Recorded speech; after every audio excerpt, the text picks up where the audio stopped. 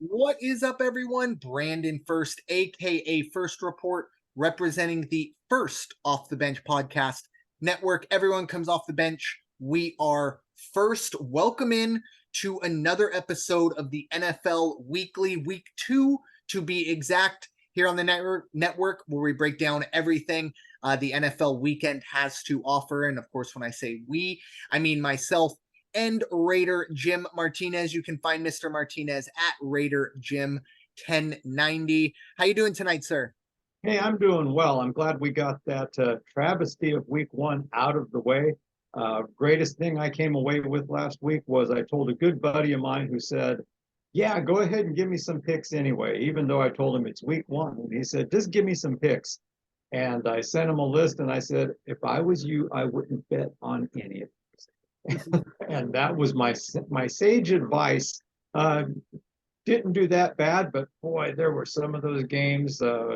Like I'm sure we will talk about the Lions and the Chiefs. We will talk about the Jets. Oh, wow, just tough to watch. Yeah, it's look, I think what we're seeing now is the domino effect of one less preseason game and the kind of blasé attitude that coaches have, at least with their starters on the offensive side of the ball when it comes to preseason. A lot of flags, a lot of just uncharacteristic. I mean, we would have had maybe 10, 15 more flags if they called false start on Thursday night. I mean, that left tackle, goodness gracious, he was he would have been thrown out of the Olympics if he was running in a sprint, because that's like 18, 19 false starts. But at the end of the day, it didn't matter. But point being, it's just so muddy. It's so kind of the football you see week one compared to even week 8, or even down further the road, week 17, week 18, night and day. And obviously, like we said, even last week, we gave our picks.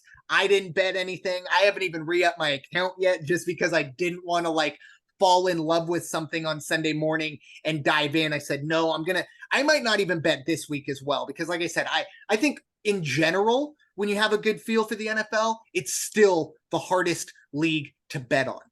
When you don't really have a feel, which I don't think anybody has a feel overall, maybe on a few teams, but even then you don't know if that's true.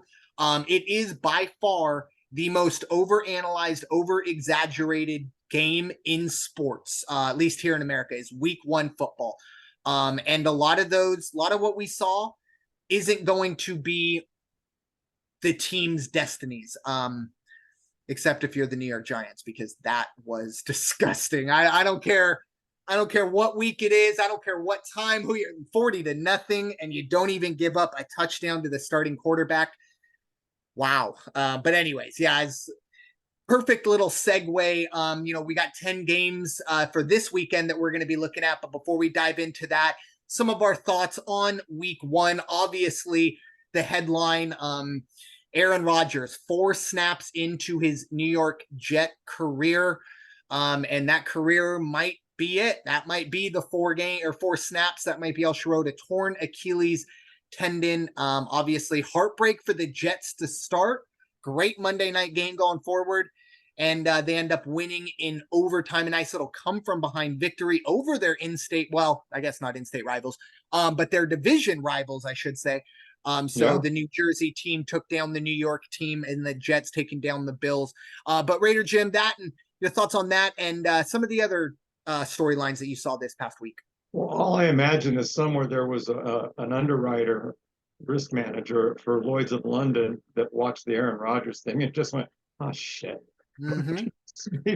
Because somebody asked me, they said, does he get paid? And I said, oh, yeah, they've got insurance policies like you won't believe. I said, now, he loses out on any chance for incentives, which are big, usually big, but still more importantly, it's that after the injury, after the season, he may very well polish his announcing skills and get into a booth somewhere, because Achilles is not a fun injury by any stretch. So I know too many people that have had to try to recover from that, and it's one of the most tedious, hardest injuries to recover from. So best of luck to him and to the Jets. And to the Jets, you got to say, I think even going into it, a lot of people said, great, we're going to have the hype of 9/11, Aaron Rodgers, these 2 East Coast teams.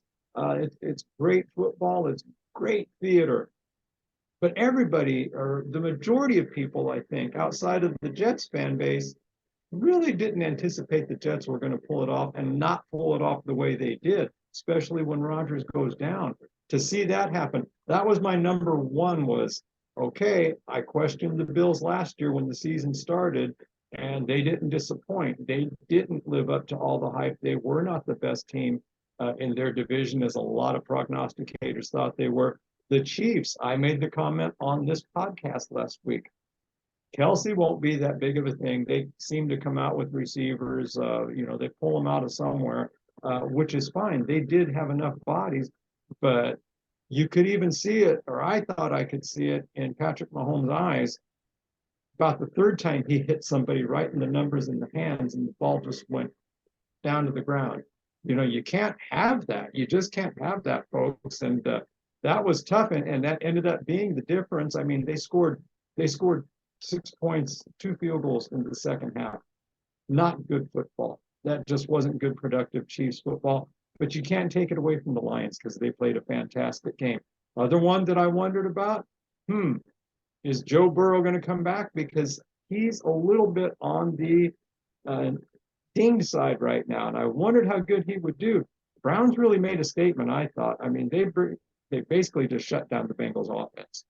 And once after the first quarter got done, they got 10 points, 3 points, 11 points. Great game. And Deshaun Watson, what can you say? He's back out there doing his thing. Vikings, another one. Maybe it wasn't a fluke that they lost to the Giants, or they they made it to the playoffs and had bad luck.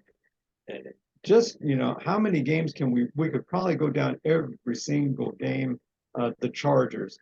Fantastic game. I mean, that's anytime you can watch 70 points get scored, it's great. Anytime I get to see the Chargers take a loss, it's great. I said, but wow, what a game. And hand it to Tua. I didn't think he'd come back and play the way he did, but that was a pretty well orchestrated game. So you already hit on it. The Cowboys and the Giants. The Giants, the fluke of the year last year. That's what I thought going into well, I think you had mentioned it. That division, it was like, okay, who wants to be the second best? You're not going to be the best because that's going to be the Eagles. But who wants to be second? It was like nobody wanted to be second. Week after week, they just kept handing it back and forth, playing hot potato with it. So it was just a wacky start to the season for me. Even the Rams. Rams give up, 10,000 points in the preseason, and then they come out and they shut down the Seahawks the way they did. So what is the real Rams team there? I mean, they put together some numbers and some points, 23 points in the second half. Yikes. And to see them, we'll touch on that in a little bit, but to see them as an 8-point underdog at home to San Francisco, I don't get it. Yeah, it was obviously. And yes, as I text to you and to the coach and to another buddy of mine, you're damn right. AFC West, there's only one team wearing the number one patch, and that's the Las Vegas Raiders. Amen. And it was a really good showing, I think, from them in a game that, we'll talk about obviously the Raiders and the Broncos in a bit. I don't want to say impressed, but maybe a little, surprised that Russell Wilson, he obviously didn't win the game. There still needs to be things that need to be worked out, but I mean, he didn't turn the ball over. His completion percentage, I think, was over 70, maybe even over 75%. And that was the big thing for me last year with Russell Wilson. 11 interceptions, a little uncharacteristic, but the completion percentage dropping almost below 60%, which he's never done. But for, and it is only one game, but the Raiders to even still weather that storm, go 2 Mile High, which is not an easy place to play, and get the job done. But I think those are the way the Raiders are going to have to win games. I said in our group chat, Jimmy Garoppolo is coming for Alex Smith's belt as the greatest game manager of all time. And you know what? He's got a real good shot at taking that belt from him. And no disrespect, Jimmy's getting paid. And at the end of the day, there are plenty of teams that, look at Josh Allen. I don't think a whole lot of people would rather have Jimmy Garoppolo than Josh Allen, but maybe I'd rather have a quarterback that protects the ball more than Josh Allen, who's a little more feast or famine. I mean, I can't get over 4 turnovers. Well, switching gears on my side here to the Jets Bills game. Obviously, Aaron Rodgers getting, Oh my gosh, going yeah. down. That was the big one. But one thing that really jumped out to me, this Jets defense is really good. Like maybe the best in football, if they can stay healthy. And speaking of staying healthy, Breece Hall is, I really, really like what this kid brings to the table. And it's not a huge surprise. We saw flashes of it last year before he went down.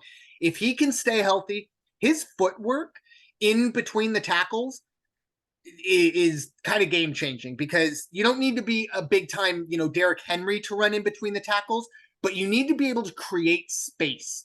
And that's what he does. He reminds me a lot of, I might be dating myself here on this one, but Warwick Dunn used to play for the Buccaneers back in the day. A smaller guy, you look at him and you go scat back, outside the tackles, blah, blah, blah. And he had a fantastic career. And I don't know about Breece Hall on that level, but from what I've seen a lot of similarities. I think this team, obviously the Aaron Rodgers injury pretty much takes any big time aspirations out. But I think with the head coach, the defense, the running backs, I think they're in okay shape. Obviously, Zach Wilson's got to, maybe not throw into triple coverage, but that's for another day. And then on the other side, you kind of brought up the Tua, Justin Herbert. What a great matchup that was. Now, if you were a neutral, it was a fantastic game. If you were a defensive coordinator or a defensive guru or a fan of the Chargers, obviously you were sick to your stomach. I don't know if it's time yet, but I do think we need to start looking at Brandon Staley, not only in terms of game management, but discipline, because I don't know what it is, but the Chargers are so unbelievably ill-disciplined. And not only like, there was a block in the back, or, he held. The J.C. Jackson pass interference at the end of the first half might be the most egregious pass interference call I've ever seen, considering it gave them a field goal. There's no other way you can slice it. There were 0 seconds left. It was halftime.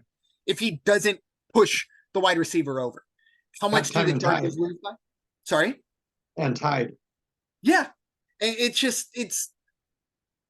don't know. Like I said, I don't know if it's all on Brandon Staley or things like that when it comes to the discipline, but he is definitely on the hot seat, and this is not going to help. But it was a wacky week 1, but it's almost like you have to kind of expect the unexpected for NFL week 1. Hence why we I didn't bet last week. I'm still unsure if I'm going to dabble this week, but it's really interesting to see the domino effect of the starters on the offense not playing in the preseason. Because Vailoa has had 466 yards of passing. That's just, if you tell me the Broncos, the Chiefs, the Raiders aren't going to sit and dissect the defense, the Charger defense, no, folks, they are. That's it. They've got a map now to figure out, okay, how did they do it? And they're going to figure it out. They're going to start replicating that in their game plans when they come up to play Los Angeles. And then, you hit right on it about that field goal. So there's that field goal. What did they lose by? They lost by 2. I mean, it's yikes. And going back to that Jets-Bills game, Hall was just under 13 yards a carry. He only touched the ball 10 times, and he got 127 yards. And then as far as, the one young man, Wilson, throwing into triple coverage, Josh Allen ends up the day with 3 interceptions. So I think there's already a lot of shaky ground under the hooves of the Bills. Yeah, and I mean, is it Devin Witherspoon? I feel like he's the linebacker. But Witherspoon, who had the 3 interceptions for the Bills, he's already hit his incentive. He had in his contract $250K incentive because he had 3 interceptions this year. Nice day at the office. And one final thing, this was a stat that almost doesn't, and I wish I had it. I knew I should have saved it. I thought I was going to be able to remember it, but more than likely you'll either see it or you've seen it going back to the Giants. In a season, no team has ever lost by 40 to nothing or worse. Lost the sack battle 7 or nothing to worse. The turnover battle 3 or 4 to nothing. Had a punt blocked and a kick and a pick 6 in the season, the Giants did that in one game. I mean, I want to sit here and say, at least if there's anything to Giants fans, hey, you know what? You're probably at rock bottom week 1, which isn't great, but there's only way to go up. I don't know. I don't know about this team. There are a lot of question marks coming in. Oh, it's really, and when really they tough. started their initial drive, I was watching it. I was like, okay, they're going to compete. This is going to be one of those stand in the middle of the ring and who's left standing at the end of the last round. And wow, that just fell apart so quickly. Every time I was in the kitchen doing stuff and I'd look over and it's like, well, they can't have the ball again. And it's like, yeah, they did have the ball. No, they couldn't have scored again. Yeah, they just scored again. It's like, wow. The worst part about it, there are going to be plenty of people out there who can relate to this misery, but nothing worse. Week 1 fantasy going into the Sunday night game, and you have CeeDee Lamb, so you're feeling good. And then you go and check the score at halftime and realize, I'm going up against the Dallas special teams and defense. 59 points they put up. Yeah. Wow. Thank you, Giants. So yeah, I'm 0-1. But anyways, nothing you could do there. It's just an unfortunate situation. But time to look ahead to the weekend we have coming up. Well, almost the weekend we have coming up. First and foremost, we're going to take care of that Thursday night matchup, and it falls right into my wheelhouse. Thursday night football this week is going to be the Minnesota Vikings. They're heading to the city of brotherly love to face the defending NFC champion Philadelphia Eagles. Currently, the Eagles are 7-point favorites. The over-under is 49. Once again, this is Thursday night football. I'll start this one off, obviously. Look, the Eagles went out. They got what needed to be done. They got a win. It wasn't pretty. It wasn't impressive. It was a 25-20 victory. The weather obviously played a part in it. There was a lot of really all across, all up the East Coast. There was weather left and right. For the Eagles, however, they go up 16-0, and it looks like we might be looking at another San Francisco, Pittsburgh, just in the afternoon session. And for whatever reason, and full disclosure, I wasn't able to watch this game in full. I was able to just kind of keep an eye on it, checking updates and watching Red Zone. So I don't have a full idea of the game flow and things like that. But the Eagles got very, very conservative after they went up 16-0. And I do believe a lot of it is the offense. The offensive starters didn't play in the preseason, or at least didn't play together in the preseason. But the one thing that really jumped out to me was the offensive line was kind of exposed. Jordan Mailata has been a top 3 tackle, at least over last year. He got exposed. And defense, you give Bill Belichick essentially an entire, off season, or at least a month to game plan for your offense. You're gonna be in for some trouble. But it just seemed like Sirianni and company, they got very conservative after going up 16-0. Now, once again, they do get the win, so I can't be too boo-hooey here. But they're, like I said, they were exposed. Jalen Hurts didn't look exactly comfortable, but I think that's more, once again, this is essentially his first game action this year. But the other side of this is the injuries. And I think that's where my segue into this game, because obviously Kenny Gainwell, for whatever reason, Rashad Penny was a healthy scratch. Who would have had that?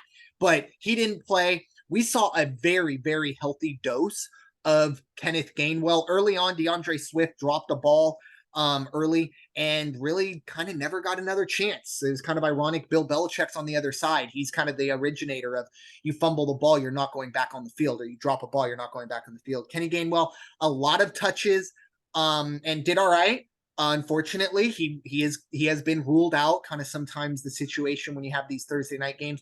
Reed Blankenship also going to be out. And unfortunately, middle linebacker Nakobe Dean, he's actually been placed on IR. He'll miss at least the next 4 games. So that's unfortunate. There is one other player that is escaping me at the moment. But really, the moral of this story is the Eagles are going to be coming into this Thursday night game depleted, especially at linebacker and safety. The Eagles are deep in a lot of positions. Unfortunately, safety and linebacker aren't one of those. Obviously, we know how Kirk Cousins is in prime time, but I don't make bets on, those type of stats too often. With that being said, I'm going to buy half a point. I'm going to take Minnesota plus 7.5. I would not be surprised to see Minnesota win this football game. I hate to say it. I love my Eagles, but I wasn't really overly enthused by what I saw last week. And I think Minnesota looks at this. It's way too early to throw around must-win games, but they don't want to start 0-2. So I think this is a situation. There's going to be a lot of buildup. I think there's going to be a lot of extra pressure on the Eagles. If the Eagles go 3-and-out on the first drive in this game, you might hear some boo birds. For better or worse, it's just Philly, okay? But there's a lot of pressure on this team. And I know, diamonds are created under pressure. You're right, but things also crack under pressure as well. So we'll see how that goes. Like I said, putting my betting hat on, I actually feel a little pretty good about this one. Minnesota plus 7.5. I think they do get that cover. And then I don't know if I said it, but I do like the over. I do think we do see some points being scored Thursday night. Defenses don't really have, you're going to see a lot of base coverages, I think, overall. And maybe this is where the Eagles start to open up the playbook a little bit. But Raider Jim, what are your thoughts? Minnesota heads to Philadelphia Thursday Night Football. See, and my outlook is opening week of the NFL season, regardless of how much it's built up with hype and fluff and everything else. When it gets down to what happens on the field, I think it does kind of show a team's character, even if just a little bit. And even if it's, okay, this is what we saw this week, we'd have to make adjustments for week 2. But for the Vikings at home to roll up almost 400 yards and they come up short against Baker Mayfield and the Tampa Bay Buccaneers, going into the last week of the preseason, they were still tossing coins on if Mayfield would be on the roster. Was he going to be a backup? Do we even want to keep him? Should we go with the younger blood? He only threw for 169 yards. Their passing game wasn't that great. Their rushing game wasn't that great, but they did the job on defense when they had to. They played soft. They gave up, they did give up those yards. They were giving up almost 8 yards per completion. They got an interception. They sacked him twice, Cousins twice. I don't think Minnesota is much more than what we saw. And if they're going on the road in this one, if I'm not mistaken. Yes. Yeah. And I checked the weather. There's no weather concerns, so that's going to be fine. I think Philadelphia, on the other hand, is looking in the mirror and talking amongst themselves saying, we're not doing this. We're not doing this letdown after last year. We need to come back. We need to take care of business. We need to finish it. And we need to do 1 week at a time, like every team's going to say. But I really think it's going to see, you're going to see a much better game out of the Eagles this week. I like the Eagles -6, and I like under 50 on this one. I think it's going to be a little more defense than we might expect. Yeah, this has, if you've listened to the podcast in years past, you're familiar with what I call the emotional hedge. This is going to be an emotional hedge. I am going to put money on the Vikings money line, not on the spread because I don't want to lose or whatever. And the Eagles still win, blah, blah, blah, but just money line. So that if for whatever reason, the Vikings do go out and get a victory, I can at least sop up my tears with a few bucks. So this has emotional hedge written all over it for me. And I do understand also how hypocritical I sounded where the first 10 minutes of my monologue was don't overreact. And then we go straight into my team. And what do? Probably overreact. So, at least I acknowledge my hypocrisy more than some people could say. Yeah, what can you do? But with that being said, it is time to talk about the top team in the AFC West. It is the Las Vegas Raiders. They're heading to Buffalo to face the Bills. The Bills are 8.5-point favorites. All of these lines as well were provided by Bovada as of yesterday, the 12th of September. And the over-under is 47. No one starts this off unless it's Raider Jim. What are your thoughts, sir? Well, I'll tell you what, the Raider defense did not look like they have done a complete turnaround, but they look like they're definitely traveling in a little better direction. They they got 2 sacks. Russell Wilson did get 166 yards passing. The rushing they kept to 94, both respectable numbers. And I thought Denver would come out at home and be a little more of a challenge, but it just that just didn't happen. A little bit of mental error on the Raiders side when Jacoby Myers catches it in the end zone and decides he's got to mouth off to somebody. That's great. You're fired up. I get it. You got a touchdown. You want to prove it to your teammate and to yourself and everybody around you that, man, I'm a team guy and we're not going to take crap this year. Not at the expense of 15 yards. So put yourself in check. That was a really bad move. Garoppolo had 9 carries, 11 yards, which doesn't sound like much, but you know what? One of those was an 8-yard run. And I'm surprised. I knew the guy was a competitor. I knew he was good, but just watching the highlights that I got to see, he's got either a chip on his shoulder and he's a tough guy, but he's not trying to be a tough guy. I think he's just a competitor. I think he's that guy that says, I'll throw myself out there. I don't care. He runs the ball, even if it's just for a yard pickup. There's a much difference in his run style than a Derek Carr. Derek Carr, there was always this, should I, shouldn't I, shouldn't I? And Garoppolo's just bringing that ball down and taking off. He took full responsibility for his 1 interception. He came right out of the gate and said, man, that was a stupid throw on my part. Can't do that. Can't do that. But then he also spoke to the character of the guys around him. He said, these guys played tough. They knew that it was going to be tough in that last quarter. They knew we were going to really, they were going to come at us. But he said, everybody showed it, great fortitude. And when it got down to the end, you saw how he managed the clock. We're not going to keep going. We're not going to try to get another 3 points. How about that? We're just going to kneel on it. And there's still a minute and a half left. So all in all, I thought the Raiders played a great game. I think in this one, on the other side of it, Buffalo, I'm still seeing the 3 interceptions. I'm seeing how they couldn't put it together against a beat up Jets offense and couldn't hang on to it, couldn't put it away in overtime. I will take the Raiders plus 10 in this one. I'm fine with that. There's no weather to be concerned about that I saw. And over under, I like over 46 in this one for sure. Yeah, I think so essentially when the season ends, so going back to last year, you know who your opponents are and you know where you're playing them. You just don't know when, if that makes sense. But I think when that all kind of came out and Vegas saw, we have a road game in Buffalo. If you would have said, yeah, but it's going to be in September, they would have done cartwheels because that is such a difference. Even October, there's a big difference. So I think that's going to work for the Raiders. I guess if you take last week out, I somewhat understand this line. But even if, we add the 3 points, which is essentially what the home field is, or what we kind of accept the home team gets just by default. If this game was on a neutral field, you're telling me Buffalo's 5.5-point favorites? I don't know about that. After what we saw, until Josh Allen can prove to me that he can protect the football, not even, he can score X number of touchdowns. I don't care about that. I don't care what his number, protect the football. I'm talking, if he goes out and kneels on the ball for 60 minutes on Sunday, I say that is an improvement on what we saw. Because you put your defense into just such tough situations. And I think we saw on Monday night, eventually, the fact that the Bills defense was put into so many backs against the wall situations, by the end of the game, they're just gassed. They've been on the field a lot.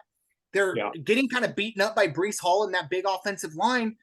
Now, in this situation, I think Buffalo probably wins this game, but I don't think even 8.5 for me. I'll take that all day. You're going to sit here and tell me that Buffalo could win by 7 and I still win with the Raiders. I'm on that all day. Yeah. I've been impressed not only with what Garoppolo showed last week, but you want to talk about like that clock management, and even I'll bring up the M word, maturity in Josh McDaniels. I don't know, maybe. Once again, it's only 1 week, So maybe we saw the exception rather than the rule, but I was impressed by what the Raiders did all around last week. Even what you said, 166 they gave up to Russell Wilson. Yeah. That's a really good day at the office for a defense in the NFL. I don't care who's playing quarterback, let alone a guy who is at least a borderline Hall of Famer. Obviously, he struggled last year, but yeah, give me the Raiders plus 8.5 here in this one. But I do think we are going to stay under here, just because I'm looking at this as a 24-20 victory. Probably for the Bills, but I could very well see the Raiders get into this. I think it's a more conservative game plan from the Bills, and I just think overall the Raiders are going to have more of a conservative game plan. I think they need to kind of build their offense around that running game going forward. How did Josh Jacobs do? I only saw a few little bits and pieces. It was a very mediocre game. Okay. That's the hard part when you watch Red Zone. You see these running backs and you see their great runs, right? But you don't see the other 15. So that's the hard part. But they can't rely on Jimmy Garoppolo to be the top offensive weapon. Maybe a little bit of balance. There are going to be some games where he pops off, but he can't be your number one person going into the game. So we'll see if they can kind of continue that conservative game plan. When the Raiders had their best games last year, which were few and far between, it was because they were able to open up and Jacobs was hitting the hole harder than he had most of his career.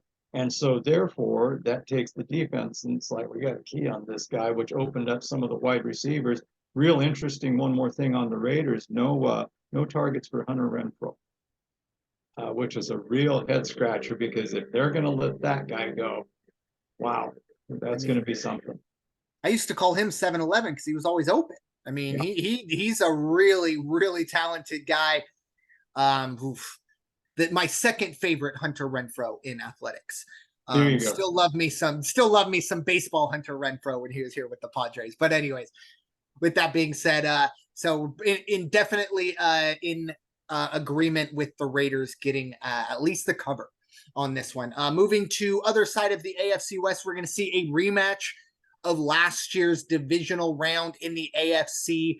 The Kansas City Chiefs will be 3-point favorites as they head to Jacksonville. The over-under in this one is 51. Raider Jim, give us a lowdown. What are your thoughts? Kansas City, 2.5-point favorites against Jacksonville in a divisional round a rematch. Yeah, you know how it is when you're like tossing coins, you're looking at anything with odds. It's like, no, this time, the roulette wheel, this time it's got to come up red. It's just got it. It's not going to come up black twice in a row like that. I think that's going to be, for me, and I'm really taking a look at it. Lawrence played a great game last week for Jacksonville. Actually, that whole offense played a great game. And the defense for the Chiefs can be enough to circumvent that and keep it manageable. Luckily, Patrick Mahomes has the maturity to forgive and forget, sort of. We'll see if he really forgives and forgets by how many times he throws it to the one guy who dropped the ball like 3 times in a row. But if they can complete their passes, keep the offense on the field, I don't have a problem with Kansas City covering the 3 points on this one. So Kansas City -3. I like the under in this one just because of, again, they're in Jacksonville with a fair chance of rain at game time. Yeah, I agree on both sides of that. I like Kansas City. I think this is a bounce back game for them. I just do not see Kansas City starting 0-2. And I think this is, once again, must win game. It's way too early to be throwing words like that around. But I think also Kansas City wants to kind of prove that, look, last year, while Jacksonville, that was a nice little story, we're much better than this team, because Jacksonville, I mean, that was a very interesting divisional round. I think that's where actually Patrick Mahomes kind of picked up that ankle injury, or at the very least it was aggravated. I think, is it Chad Henne? I want to say it was Chad Henne, who seems like he's been around for like 25 years. I mean, the ageless wonder, Chad Henne. But he came in for a few series. And obviously the Chiefs ended up going on winning that game, but it was a lot closer than a lot of us thought. I like Kansas City, though, like I said, to bounce back. We'd have to assume Travis Kelce is going to be healthy. And at the very least, Kadarius Toney should have made very good friends with the jug. I don't know if they still have jugs machines. I don't know. The technology's probably up, but he needed to be catching at least 55 balls this weekend because like it's like the basketball teams that you missed key free throws. Well, guess what you're doing all week after practice? You're shooting free throws. So we'll see. I do think, like I said, I think we see a bounce back. One little random thought, and I just want to plant this seed, and it probably means nothing, and most people are going to roll their eyes, and that's fine. I probably would too if I was in your position. But there's a chance that something comes up, and we go, "Oh, I remember that kid who's not very smart, but he said something smart that one time. This is that one time, possibly." Apparently, Travis Kelce is dating Taylor Swift. And once again, not a pop culture podcast. I understand that.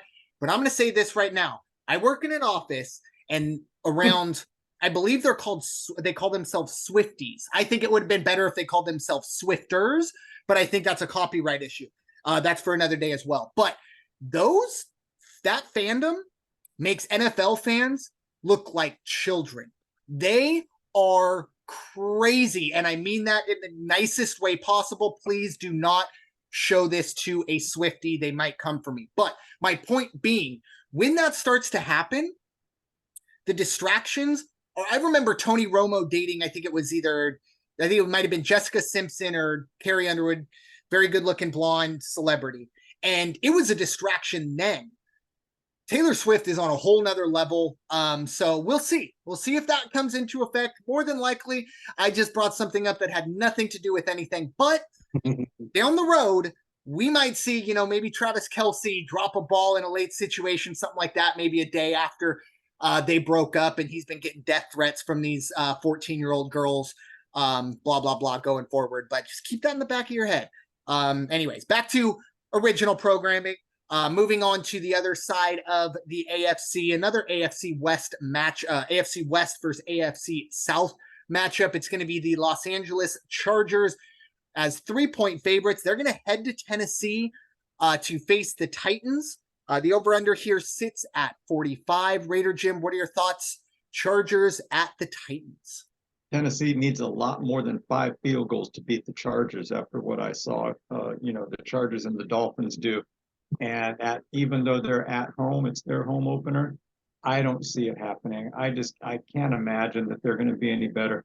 Tannehill had 181 yards. The rushing game was 104 yards. So it was 285 yards of offense. And what did, Tua had 466 just in his passing game last week. So, and that's fine. I think what that equates to, though, is the Chargers are already coming off of a really tough home opening loss, and they're only favored by 3. So definitely, I'll take the Chargers. Give me the 3 points. The over/under that I saw was somewhere between 45 and 46. I'd go under 45.5 on this one. I just don't think Tennessee's got the offense to do anything. Henry had an okay game last week. 15 carries, 63 yards. He's still hitting, just over 4. Tyjae Spears, 3 runs, 27 yards. Good stuff. But one of those was a 17-yard run.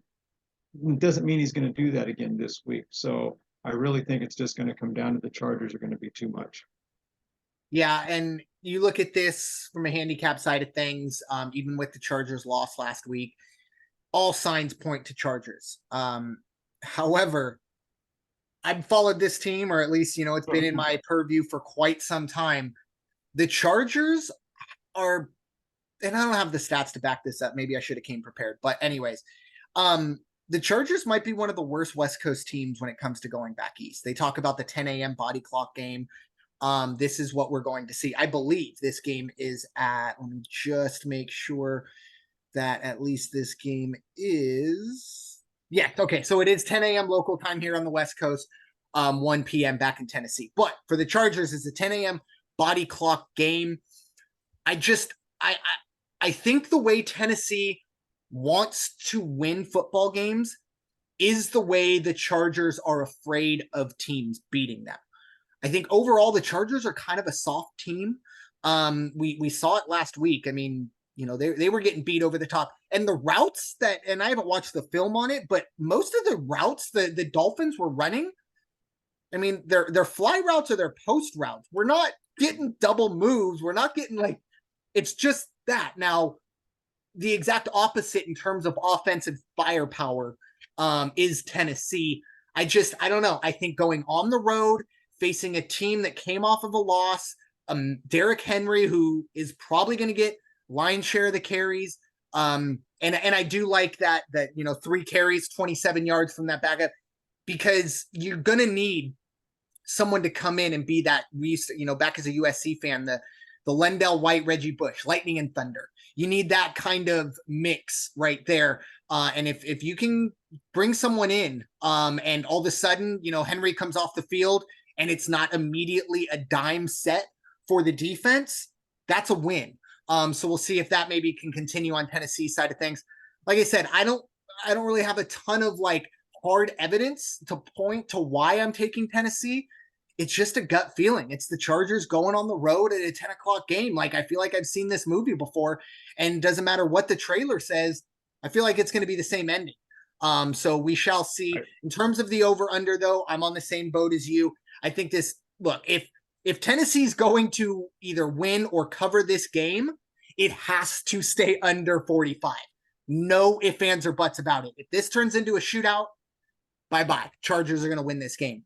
But if we can keep this, like I said, another 24-20, 24-21 would obviously get a push, or if you want to buy a half point, but a 20-17 game, I could see this going in that direction. But yeah, I'll buy a half a point as well. Give me Tennessee, Tennessee plus 3.5 with the under. And Tennessee, Tennessee, they had the 5 field goals. They lost 16-15. That's great. Their defense held the New Orleans Saints to 16 points. I'll tell you what, I was not impressed with the offensive output of the New Orleans Saints. Yeah. And I'm a big fan of Derek Carr. You know that. I don't know if the absence of Kamara was that big of a deal, and that, contributed to the score, but only 16 points. If Tennessee could have mustered 1 touchdown, they'd have won that game. Yeah, it's like one of those things. All you had to do was fall forward, and things would have gone well. But before we do move on to the next one, because you brought up field goals, and it reminded me, been telling myself all week, make sure I shout out the the Eagles MVP, Jake Elliott. This kid has been Mr. Automatic for really the last 3 years. He was picked up off a practice squad. His first kick ever was a game-winning 60-yard field goal, and ever since then, he has been steady Eddie. Yeah. He was fantastic. He was, I believe, NFC Special Teams Player of the Week. Well-deserved, but I just wanted to shout out Jake Elliott. I meant to do it in the Eagles side of things. He has been by far the most consistent Eagle over the last 3 years. Thank you to Jake the Snake. But with that being said, moving on to an NFC East versus AFC West matchup.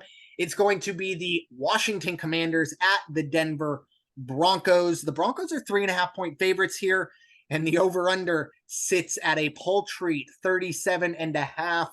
Raider Jim, give us your thoughts. Washington heads to the Mile High City. This is one of those interesting games because, again, the Raiders are kind of rebuilt on the defense. They still really only got pressure from Max Crosby, but they held their own. They still gave up a few points, but they didn't get picked apart like Russell Wilson should have been able to do. On the other side of this game, you've got the Commanders who had to fight to the bitter end to beat the Cardinals, of all people.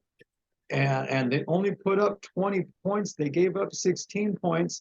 So, wow, Howell had 200 and something, just over 200 yards. Their running game, mediocre. They don't have a big target out there, and they're going against Denver. The thing is, Denver didn't play lights out football. Of course, I wanted the Raiders to win. If I would have thought it was going to be as close as it was, I would have said, no way. Either Russell Wilson's going to come out with Sean Payton at the helm, and they're just going to just dissect this team. And it didn't happen. So I'm wondering where Denver's kind of a real big question mark for me. Do they win this one? Yeah, I don't see them dropping 2 at home. Will I take Denver -3? Yeah. Do I think there'll be a couple more points than last week? I do. Is it going to be 24-20? Is it going to be 24-17? Even that, 24-17 puts you over 37. So I'll take the over on this one. Yeah, this is, like you said, very, very interesting. I am going to take Denver -3.5. Going back to what I kind of talked about, I think we saw at the very least Russell Wilson turning at least in the right direction. I don't know if he's moving in the right direction, but at least he's facing the right direction. And in terms of kind of getting back to what we expected, I think he has plenty of weapons. The defense is the defense, and of course, you have arguably one of the best home field advantages with just essentially the altitude here, especially for a team like Washington who doesn't play at altitude too often. It's one thing for AFC West teams to come because they're used to it. They know how to get teams acclimated. They have a bit of a manual on how to do it. Washington, I mean, they have an idea, but it's not something they do a whole lot. So this is one that for me, I'm definitely leaning towards Denver. Might want to maybe buy a half a point just to get it down to 3, just in case. But I'm also with you on the over under. Not great offenses, but I think 37.5. I mean, even I think a bit of overreaction to what we saw out of these two offenses last week. It may be a race to 20, might be a race to 21, but I still think it's going to be close enough to get us over that 37.5. Like you said, look, 21-17, cash the ticket, move on to the next one. I could very well see that being the case here. And if Denver's on the winning side of that, you're also good at -3.5. But I like them at -3 by that half a point and over 37.5. Moving on to an AFC versus NFC East matchup. It is going to be those New York Jets. They head to Dallas to face the Cowboys. Cowboys are 9-point favorites, and another very paltry over-under of 37.5. Obviously, NFC East, so we'll start this one off. Obviously, we talked about what the Cowboys did and how they looked past Sunday night. I think that might be more towards what the Giants are than anything. A lot of mistakes, maybe a little bit of luck here and there. Excuse me. But I think overall, we saw Dallas play probably the best game you can play. They looked very, very good. We obviously saw the Jets. We talked plenty about them, so I don't need to rehash all that. I just personally believe this defense for the Jets is good enough to make it that the Jets will be in a lot of games. And I think this is one of them. I think the Cowboys come back down to earth. I don't think they put up 40 points again, especially considering Dak Prescott was not that impressive on an individual level. Obviously, on a team level, they were great, but not the numbers you'd expect to see from a quarterback in a 40-0 victory for obvious reasons. I just think the Jets defense at the very least keeps this close. So give me the Jets plus 9.5. I'll buy that half a point just to kind of cover myself for anything crazy. And then in terms of the over-under, I like the over here as well. I just think this number is a little too low. Zach Wilson has his issues, just, like we've talked about. Like I said, I really think wide receiver, is it Wilson, who had that incredible catch? I don't know why I'm blanking on his name right now. But he looked incredible. And look, Breece Hall, I've already kind of talked about him, and maybe we could see Dalvin Cook get a little more comfortable. Takes a lot of pressure off Zach Wilson. At the end of the day, I think the Cowboys win this game, but they do not cover that 9 points, or in my mind, 9.5. And then I do think we get over the 37.5. Raider Jim, what are your thoughts? Jets heads to Lone Star State to face the Cowboys. Yeah, I know. Aaron Rodgers went down. There was some movement in the Major League Baseball ranks this week. There could be a chance that Rich Hill goes out there and tries out for quarterback for the Jets. I'm just saying it, but don't quote me on that one. I knew you'd like that one. The Jets, I think by the end of the first half of the season, I think we might start referring to these Jets as the pesky Jets, who just won't go away. You're the little brother. You're supposed to get beat up. You're not supposed to go out and beat these big bad Buffalo Bills who have ruled the division on opening day, but you did. And I think if you don't know any better, you just go out and you perform. And I think that's what's going to happen this week. Do I think they're going to beat Dallas at home? They're not going to go into Jerry's house and win this one. Do I take the Jets plus 10? All day long, I'm taking the Jets plus 10 on this one because, like you said, Prescott had a good game, but a lot of those points were wacky ball bounces and special team stuff and defensive plays that made it for them. So I don't think Dallas is this offensive juggernaut that it might have seemed like with a score of 40-0. And I just Jets plus 10, but is it over 38? Yeah, I think it is going to be over 38 because I think both teams are going to end up in the 20s. Yeah, it's like I said, I think last week we probably saw the best Dallas overall team performance we're going to see all season. And that's not taking anything away from that. It was a fantastic performance. I think the offense will perform better, but overall as a team, that's their peak. That's their ceiling, if you will, which is perfectly fine.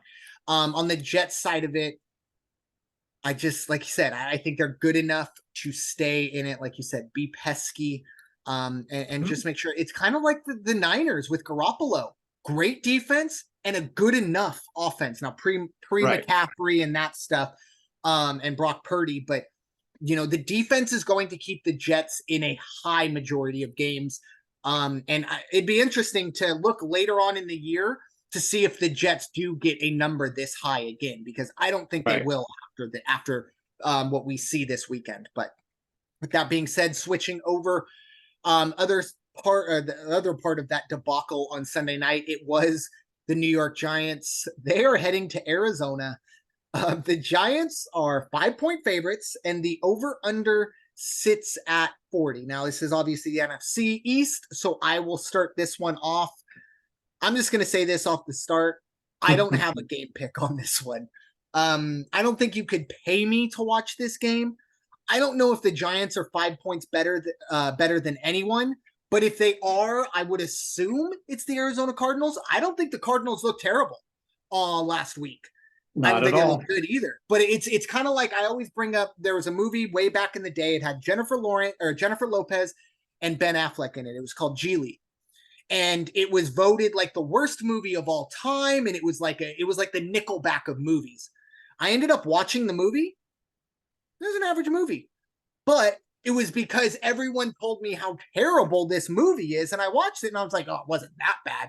It's kind of how I feel about the Cardinals. We've heard all offseason about how bad this team's going to be, and then I saw them and I went, well, I mean, they're not that bad. They're not historically bad, or at least they weren't in that game.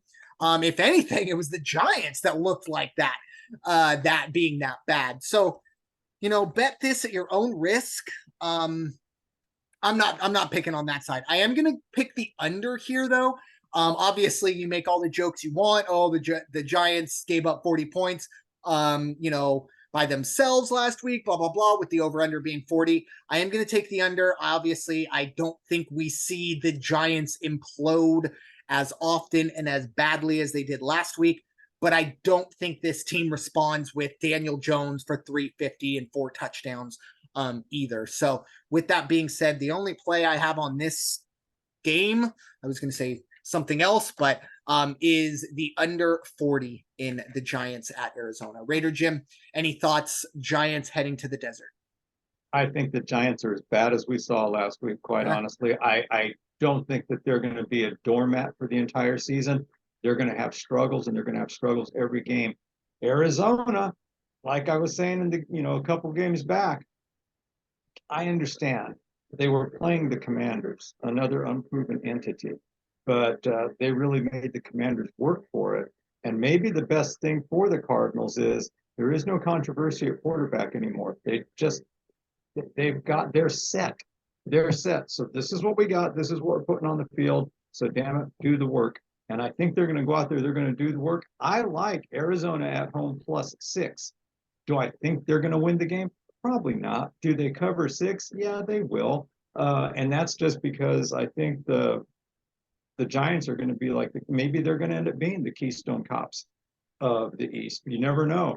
And on the over-under, I do like the over on this one. I've got 39.5 as my over, but I'll take that. I think we'll see some points. Yeah, it's it's interesting just because this matchup, you have the Cardinals, who, like I said, we've been told are the worst team, going to be one of the worst teams ever. And then the Giants, who put together arguably the worst performance we might have seen in quite some time. So I wish this game was like week 8. I mean, I wish this game didn't happen at all if I had a choice, but I wish it happened like week 8. So at least I had a little bit more of a sample size to know exactly how bad these teams are. But that's the joy of gambling. But moving on to one of the Monday Night Football games, the only Monday Night Football game we're going to be covering in this pod, it is the New Orleans Saints at the Carolina Panthers. The Saints are 3.5-point favorites. Over under here is 39.5. Raider Jim, I'll give you the honors to get us started. The Saints head to Carolina in an early season NFC South matchup. Yeah, I think the big difference is in this game is Bryce too young. I mean, it's just unfortunate, because it's certainly, I have nothing against the young man, but the tools just aren't there. And the system is, they're not gelled, they're not savvy, they're not established. They put up 10 points last week against the Falcons, although the Falcons had to fight too. It wasn't until that fourth quarter. I remember I'd see the scores popping up. It was like, there's no way the Falcons are tied at halftime. But they were, and they were tied at the end of and then at the end of the third quarter as well. In this one, though, I think it's just going to be too much. I think that the Saints can cover the 3 points. I'll take New Orleans -3, but I think that they are an anemic offense from the looks of it. So between the led by the youngster Panthers and the anemic performance we saw from New Orleans last week, under 40. I agree, both of those, for pretty much all those reasons you said. Bryce Young, I think you can pick some plays out that were good plays, some good throws, good reads, blah, blah, blah. But I think majority, he was a deer in headlights, which you could understand. But going forward, I mean, even the Saints, I think this defense is better than the Falcons defense. And that doesn't bode well for Bryce Young. Obviously losing, and believe me, DJ Moore did not look good excuse me, I lost my train of thought.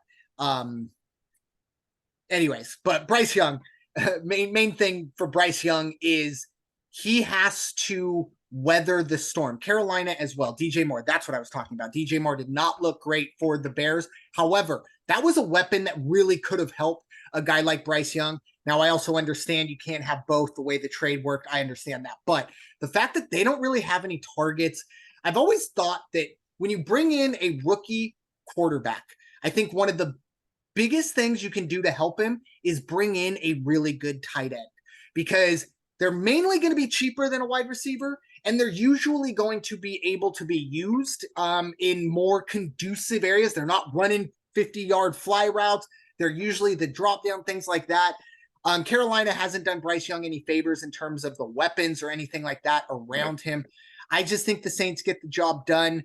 The over-under, I agree with you. I do think we stay under, if only because Carolina doesn't really hold their carry their water here.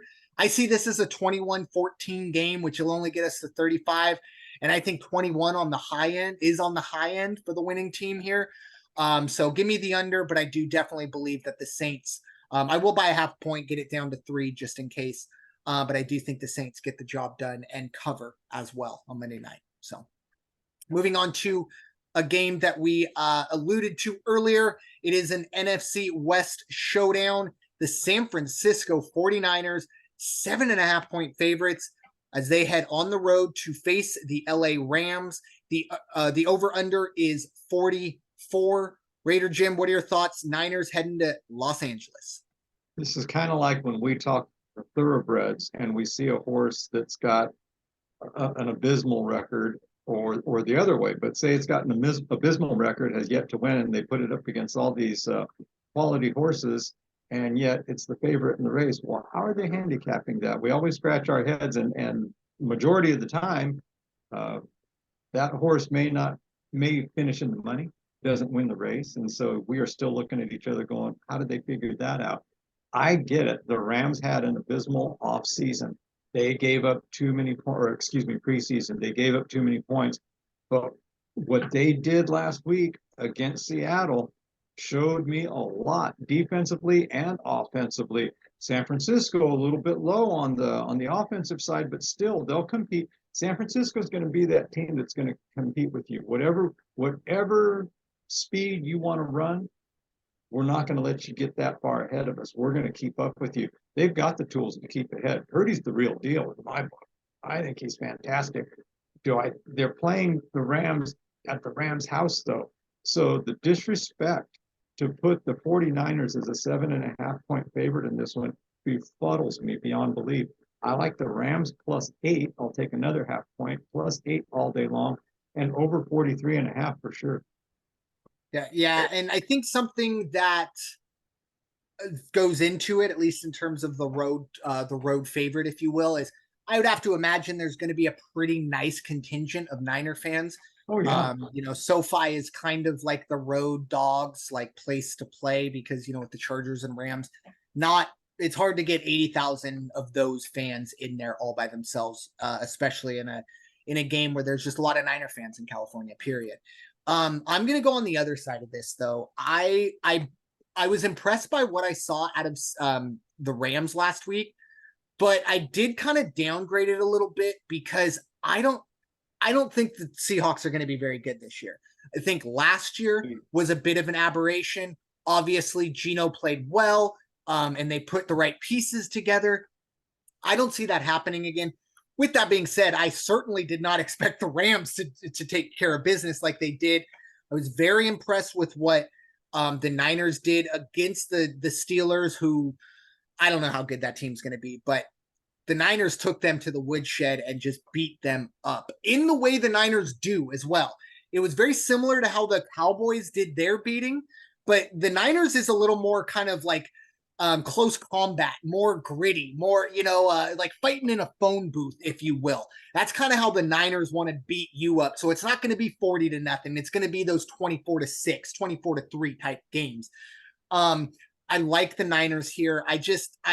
Until the Niners show me that they are not the second best team in this conference, I'm not going to go there, or I'm not going to bet against them. 7 points is a lot. I am going to buy half a point, but I do think the Niners can win this game by over a touchdown. And then once again, if I think the Niners win this game by over a touchdown, the Rams are going to have to not score a whole lot. So I'm going to take the under 44. So it's kind of like if one hits, the other is going to hit, and then obviously vice versa. If the Rams do keep it close, probably not going to hit the under there. So it's going to be an interesting one. Another one of these that, I wish this was week 8. Could probably say that about every one of these games, but just I'd like to see more of a sample from these two teams before I really make, especially with a spread this big. But that's why they do call it gambling. But moving on to our final game we're going to be talking about. It is an AFC East showdown. And I tell you what, it doesn't happen too often that 2 weeks in a row we talk about the New England Patriots as home underdogs, but that's what's happening. The Miami Dolphins are next up at Foxborough. They are 2.5 point favorites. The over-under is 46.5. Raider Jim, what are your thoughts? Fish heading to Foxborough.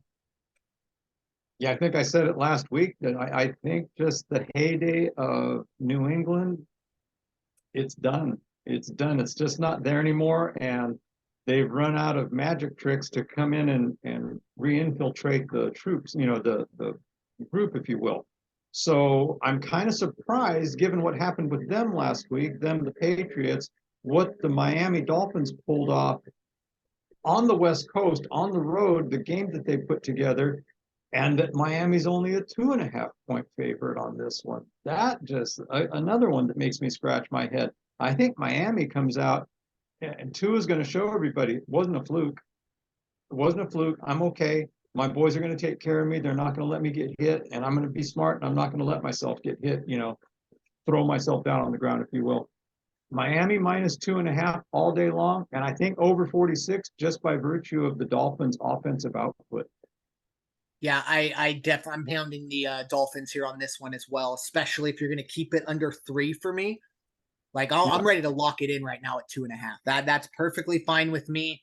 And on the over under side of things, obviously you might go from one of the least disciplined defenses to probably the most, maybe not the best, but at least in terms of discipline and guys being where they're supposed to be in terms of the schematic of the defense, the Patriots got to be at the top. Because obviously Bill Belichick, you can say whatever you want about him, but he is a fantastic coach when it comes to scheming things. Now it's going to be difficult. 46.5 is right on that little like pressure point. That's essentially average point scoring. I am going to lean for the over here as well. But it's going to be contingent. The Patriots are going to have to carry some water here in terms of this over under. They're going to have to get in close to over 14. I'll say that because I don't think Belichick gives up, over 28 points. Even 30, I think would be a stretch. We might see some yardage being put up, but maybe more of a bend, but don't break.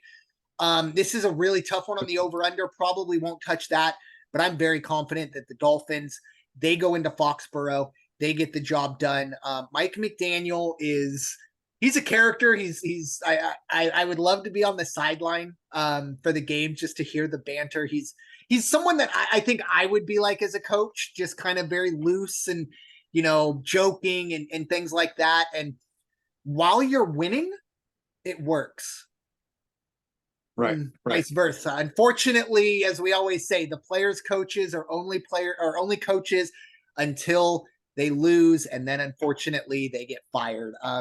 And I'm not saying that's the future for Mike McDaniel, but it's all fun and games until you lose 5 in a row, and then no one wants to see you vaping on the sideline. But we shall see in terms of the over-under. But like I said, I really do think Miami handles their business. And I think also for the Dolphins, maybe they look at what we saw on Monday night and go, wait, we might be the best team in this division. It's not Buffalo. It's not Aaron Rodgers and the Jets. It's not Belichick. It's us. And I think if they go and handle their business in Foxborough, I don't think anyone can argue with them. I don't know if anyone can argue with them right now, but definitely not if they handle their business in Foxborough. But with that being said, that is our final game we're going to be previewing this weekend. Raider Jim, final thoughts for this episode of the NFL Weekly. Just stick with us. Give us 3 weeks and we're going to have this all figured out. Yeah, 3 weeks for him. Give me 13. But at least you do have one smart guy in Raider Jim on the pod. But no, it's you don't want to get too high, don't want to get too low when it comes to gambling, things like that. Just be smart in the way you do it. Like you said, if it takes you a month to figure out what's going on, take a month. I'm pretty sure I'm going to be betting on the game tomorrow. Like I said, that emotional hedge, maybe 1 or 2. Miami might be one, and maybe another game, but it won't be a full betting slate for me until we get into week 5 or 6. And the other part of it too, something I've been trying to do is if you have a Sunday and you're watching football and you have nothing planned, you're just going to be watching Red Zone or your football, however you do it, just take a moment during a commercial break. There's going to be plenty of them. We know that. And just enjoy it because we're going to blink and we're going to be hitting record on our Super Bowl preview episode like that. It happens all the time. We talk about it when the playoffs start. We talk about it when December hits. Where has the season gone? Well, right now we're in that point where we're kind of dipping our toes in. Enjoy it. There's no need to dive in. You don't need to get all the way into the deep end yet. Guide yourself into the season. Enjoy it. Enjoy the 7 hours of commercial-free football if you like Red Zone, and then just enjoy lazy Sundays if you're able to have them. But with that being said, thank you all so much for listening to this episode of the NFL Weekly here on the First Off the Bench Podcast Network. Everyone comes off the bench. We are first. It's time for y'all to go wash your hands and stop hating everybody. We'll talk to y'all soon, and hopefully we'll see you at the window. Bet smart.